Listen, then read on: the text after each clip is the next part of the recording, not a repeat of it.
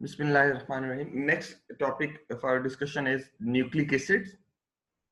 और nucleic acids में अगर आप स्मार्ट सिलेबस देखें तो स्मार्ट सिलेबस के अकॉर्डिंग जस्ट इंट्रोडक्शन है न्यूक्लिक एसिड्स का, जो फर्दर डिटेल है आरएनए या डीएनए की आपकी टेक्स्ट बुक में गिवन वो नहीं है. You have to discuss nucleic acids only, excluding the subtopics DNA and RNA. They are not included in your syllabus. So let's move to the question number. Let's move to the first introductory portion of this topic. DNA और RNA इन दोनों को मिला के हम nucleic acids कहते हैं because they are acidic in nature and they are thought to be associated with the nucleus. For the first time इनको discover किया गया था 1869 में by Frederick Messer. He isolated some acidic substances from human pus cells, जिसमें dead white blood cells होते हैं, and fish sperm cells. उसमें से इसने for the first time इनको isolate किया और इनको नाम दिया गया पहले न्यूक्लिन का, बाद में इनको जो है वो न्यूक्लिक एसिड्स का नाम दिया गया due to their acidic nature. और शुरू में इसको इसलिए न्यूक्लिन कहा गया था because he thought it is associated with the nucleus, कि ये जो सब्सटेंसेस हैं एसिडिक सब्सटेंसेस ये न्यूक्लिक एसिड्स के साथ एसोसिएटेड है. So due to their isolation from nuclei and their acidic nature they were named nucleic acids. दो basic types हैं आप जानते हैं, इसमें एक डीएनए है and second one is RNA. और डीएनए आरएनए के कुछ बेसिक डिफरेंसेस हम पहले डिस्कस कर लेते हैं.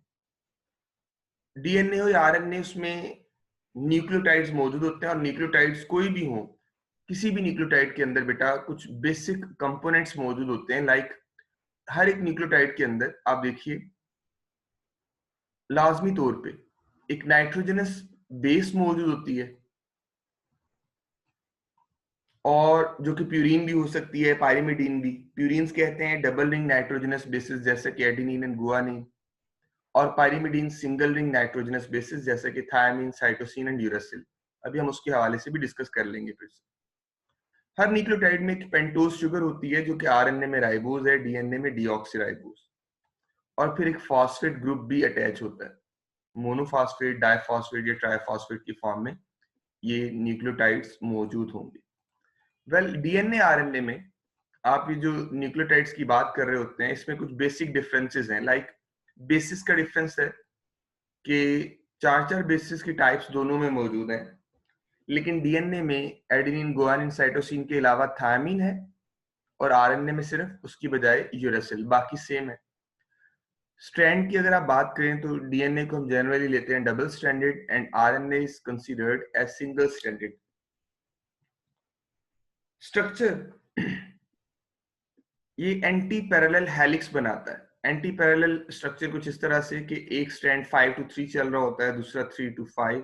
डीएनए की जो डायग्राम आप शुरू में टाइटल स्लाइड में देख रहे थे, डीएनए इस तरह से हेलिकल नजर आ रहा होता है. जस्ट लुक एट दिस, ये हेलिक्स है. उसका एक एंड पे 5 प्राइम कार्बन की शुगर फ्री होगी, दूसरे एंड पे 3 प्राइम. इसी तरह अगर इधर 5 प्राइम एंड है, 5 कार्बन शुगर का जो है फ्री है, तो दूसरे स्ट्रैंड का ये 3 होगा और ये वाला 5. इसे कहते हैं anti parallel strands.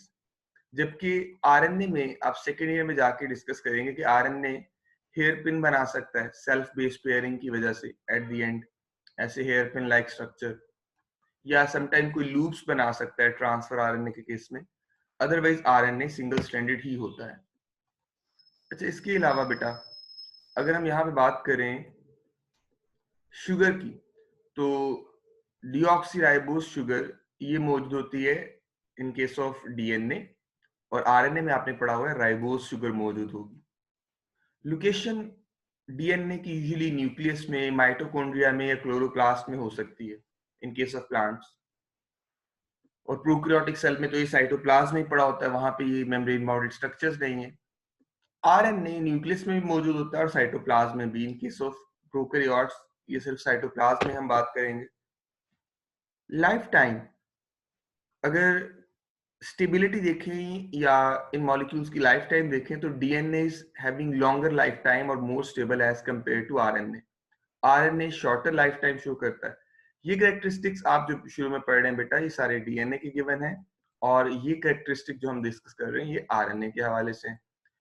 Process DNA transcription के थ्रू आरएनए बनाता है, या डीएनए सेल्फ रेप्लिकेशन करके डीएनए से डीएनए भी बना सकता है।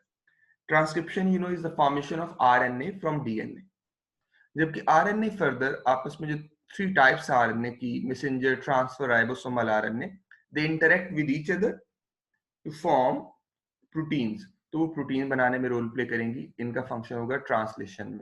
Well that was all about their differences. और ये कुछ क्वेश्चन है like the combination of a pentose sugar with a base results in the compound known as. जब तक फॉस्फेट ग्रुप अटैच ना हो उसे हम नाम देते हैं न्यूक्लियोसाइड, और अगर फॉस्फेट ग्रुप अटैच हो जाए थर्ड कंपोनेंट भी तो उसे हम नाम देंगे nucleotide. And which of the following combination of base pair is absent in DNA? जाहिर है डीएनए में साइटोसिन, एडेनिन, गुआनिन, थायमिन मौजूद है, लेकिन यूरासिल मौजूद नहीं होगी।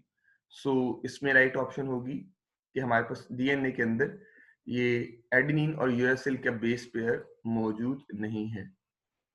अगर न्यूक्लिक एसिड्स की बात करें, जो हम पहले भी डिस्कस कर रहे हैं कि एसिडिक सब्सटेंसेस हैं, पॉलीमर्स हैं न्यूक्लियोटाइड्स के, तो सारे के सारे न्यूक्लिक एसिड चाहे डीएनए के हो या आरएनए के, they are made up of nucleotides.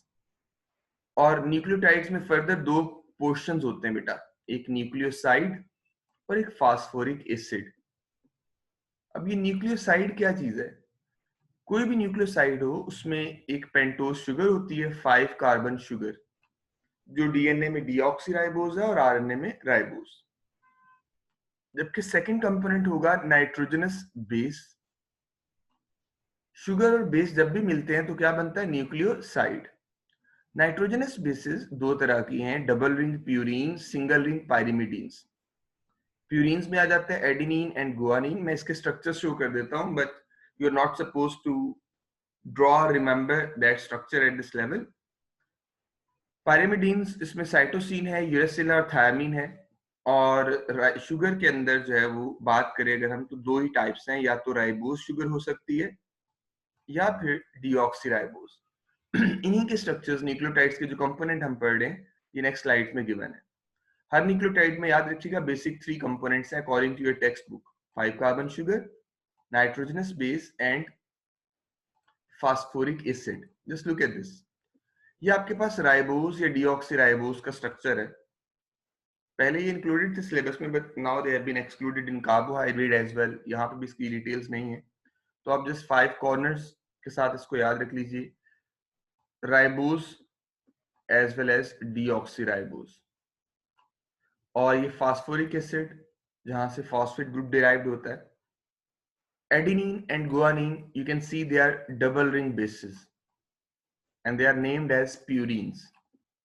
Cytosine, thiamine and uracil, they are having single ring in their structure and they are named as pyrimidines or pyrimidines, as you can see.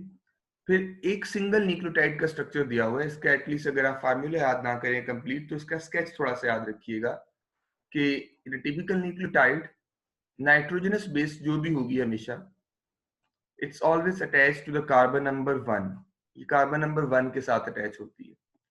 while phosphoric acid it is found attached with the carbon number 5। जब nucleotides आपस में मिल रहे होते हैं तो तब ये triphosphate की फॉर्म में होते हैं, यानी 3 फॉस्फेट अटैच्ड होते हैं। लेकिन जब ये पॉलीमर बना देते हैं in the form of polymer, इनको देखा जाए तो पॉलीमर की फॉर्म में ये मोनोफॉस्फेट न्यूक्लियोटाइड्स ही रह जाते हैं, यानी AMP रह जाएगा सिर्फ। तो ये आपके पास एक न्यूक्लिक एसिड्स का स्ट्रक्चर इस तरह से भी गिवन है। अगर राइबोज शुगर, इस तरह से भी आप इसको ड्रॉ कर सकते हैं स्ट्रक्चर, अगर याद ना रखना चाहें तो। राइबोज शुगर के साथ एडेनिन और फॉस्फेट तीनों अटैच हो जाएं तो इसे मिला के हम कहते हैं इट्स अ न्यूक्लियोटाइड, कि न्यूक्लियोटाइड है। और अगर बेटा इसमें सिर्फ और सिर्फ हम दो कंपोनेंट्स की बात करें, लाइक एडेनिन के साथ राइबोज शुगर एडजस्ट, अगर तो इसे हम बोलेंगे न्यूक्लियोसाइड्स। इसमें जो मैंने पोर्शन ग्रीन में कवर किया था, दोबारा से देख लीजिए, इट्स न्यूक्लियोसाइड, ये इतना सा एरिया न्यूक्लियोसाइड है। जबकि फॉस्फेट ग्रुप जब साथ अटैच हो जाता है, जो रेड बॉक्स में जितने स्ट्रक्चर्स आ रहे हैं, तो इसे हम बोलते हैं ये न्यूक्लियोटाइड है। एडिनोसिन मोनोफॉस्फेट, जब एक फॉस्फेट अटैच हो, फिर दूसरा फॉस्फेट अटैच हो तो डाइफॉस्फेट, थर्ड फॉस्फेट अटैच हो तो ट्राइफॉस्फेट। ये जो सेकंड फॉस्फेट और फर्स्ट फॉस्फेट के दरमियान बॉन्ड है, ये बॉन्ड भी होता है एक हाई एनर्जी बॉन्ड, ये वाला बॉन्ड। और ये सेकंड और थर्ड में भी ओवरऑल एटीपी के अंदर 2 हाई एनर्जी बॉन्ड्स होते हैं व्हिच आर नेम्ड एज थिल्डे एज वेल। तो ये हाई एनर्जी बॉन्ड्स ब्रेक होके सेल्स को एनर्जी प्रोवाइड कर रहे होते हैं। और न्यूक्लिक एसिड में फर्दर जब न्यूक्लियोटाइड्स आपस में अटैच होते हैं, तो इनमें एक स्पेसिफिक टाइप का बॉन्ड बिल्ट होता है that is named as phosphodiester bond. It is also not required at this level. आपके बुक के सिलेबस में से ये भी नहीं है, जस्ट इंट्रोडक्शन है। ये स्ट्रक्चर्स आपने नहीं याद रखने, लेकिन ये एटलीस्ट इतना याद रख लीजिएगा that nucleotides they are attached with each other through phosphodiester linkage, जिसमें एक न्यूक्लियोटाइड का जो 3 प्राइम वाला हाइड्रोक्सिल होता है और दूसरे न्यूक्लियोटाइड का 5 प्राइम पे मौजूद फॉस्फेट ग्रुप का हाइड्रोक्सिल, वो रिएक्ट करते हैं और वाटर रिलीज होने के बाद दोनों न्यूक्लियोटाइड जब आपस में अटैच हो जाते हैं, they are named as dinucleotide, and this bond is named as phosphodiester bond which attaches nucleotides with each other.